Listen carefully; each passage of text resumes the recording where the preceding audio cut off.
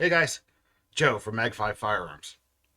So I wanted to have a conversation today. This shouldn't be too long, but it's just going to be a conversation because of a topic that came up through a viewer's email that I received today. So I received an email from a viewer today, and he said, Joe, what do you do to keep up your skills uh, with you know shooting? How do you get better at what you're doing? And he says, that he feels like he's inconsistent and that he's looking for ways to, you know, do better. And I thought, man, this is a perfect segment, right? So this isn't going to take too long. So there's a couple things that I want to talk about this particular topic. So, what do you do to keep your skills up? I mean, there's for me, there's five things. Five things. Commitment is one. You got to be committed to what you want to do. You want to get better, you want to be better, commit yourself to doing that. Two, dry fire. Three, dry fire. Four, can you guess it? Dry fire. And five, dry fire. Yeah.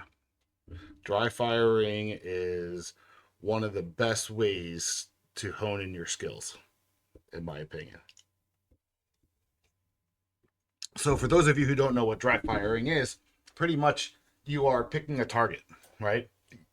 Grab your weapon, make sure it's unloaded, no magazines, you know, keep your magazines away from where you're working or where you're practicing so there's no mishaps, no mistakes, muscle memory, putting it in, crocking it. I mean, things can happen. So you put it aside, put it away somewhere else, put it in a drawer, whatever, so that there's no mishaps. All right? Check your weapon. Take your weapon and you pick a target, whether it be a paper target or a paper plate with a dot in the middle of it, or just a paper plate or a sticky note, or just something on the wall that you can visually see, right? So, when it comes to dry firing, again, safety first. Make sure there's nothing in there. I don't have a magazine, right?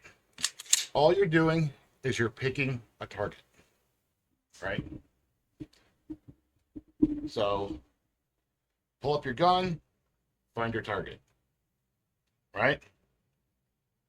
So, there's two things you learn from this, right? The first thing is when you don't even have to fire. Just pick up your target and line up your gun, right? Line up your iron sights, line up your dot, whatever you have. If you have a dot, find your dot, right? If it's the iron sights, right, make sure they're lined up, like if you were going to pull the trigger, right? And what this is doing is developing muscle memory. It's teaching your body that, for the dot to be, for me, the dot or the iron sights to be lined up, my hands have to be this high, this far, right? My elbows this bent each time, right? My gun is level, my gun is straight, right? All you want to do is acquire the sight, right? Find out where your dot is and be able to see it. That's one thing, right? That's all you're doing. You're not even pulling the trigger. You're just acquiring the sight and you're building that muscle memory, right? Your muscles will say, okay, right, this is how far I have to go, and stop, and there it is, right? And the way I hold my pistol, right, my muscle memory is going to say, okay, hands like this, right? No gaps, thumb facing forward, up, find my target, up, find my iron sights, up, right? And you don't even have to go as far down as I am right now. You can just start from right here, right? The best way to aim, right? Do that. And just acquire your sights, okay? So that's the first thing. The second thing you can do, and this will actually require you to pull the trigger. So again, safety first. You make sure that weapon is unloaded, okay? You get rid of that magazine. Put it somewhere else so there's no mishaps, okay? So what you do now is now you're going to find your target and pull the trigger, okay? Start again, find your target, and pull the trigger, right? And what is that doing?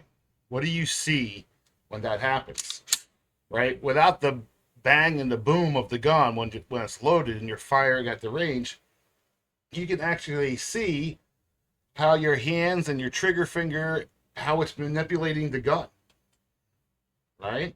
So if you have too much trigger finger, like this, what happens? You pull the gun. I don't know if you can see that on the camera, but when you have too much trigger finger, the gun actually moves to the right, right? Because, you know, you're doing this, which turns the gun, right? If you have too little trigger finger, what's going to happen? The opposite. You're pushing the gun away, right? Now I'm exaggerating it right now, but that's what happens. So if you are missing your shots, if you're at the range and you're like, oh man, I'm shooting right, I'm shooting left, right? First thing is go find my post with the target thing on there because it works. Okay? There is this little target diagram that I posted, and somebody gave me this tens of years ago, and it works. And you know where the bullet lands, if it's pulling down, it tells you what you're doing wrong. If it's pulling up, it tells you, right? So those are other things outside of dry firing. So anyway, so then, you know, with muscle memory, you learn to, the more you practice, you know exactly where your finger is going to go and how you're going to pull that trigger so that the gun doesn't get manipulated left or right. All right. So again, up, find your target, pull the trigger. And if that gun isn't moving, you're doing good. You know, a lot of times when I'm at the range and I'm getting frustrated, the same old wise man told me, put it down. Stretch your shoulders out, right?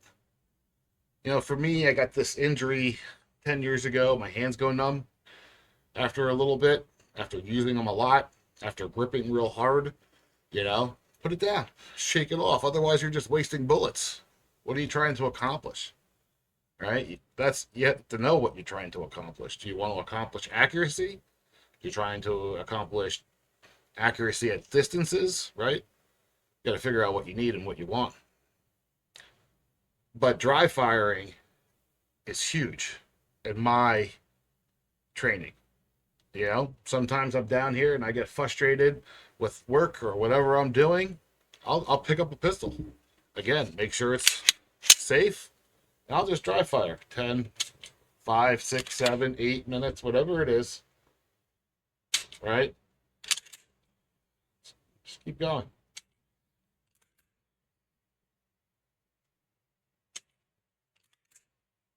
And then after a while, you can start speeding it up and seeing how you do.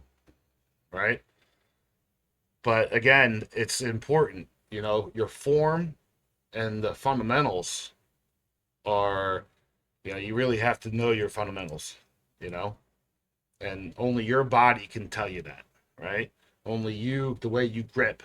If you're gripping too hard with your right hand and not enough with your left hand, that manipulates the weapon, right? Or if you're pushing with your right hand too much, right? So it's odd for a right-handed shooter to be shooting right of the target, you know? But we found out that I'm putting too much pressure with my right hand and not enough with my left hand. I'm sorry, and not enough with my right hand. And I was actually manipulating the gun to go that way. So again, these are all things that you realize when you dry fire, because there's not that boom that scares you, that makes you lose the focus of what you're doing, right?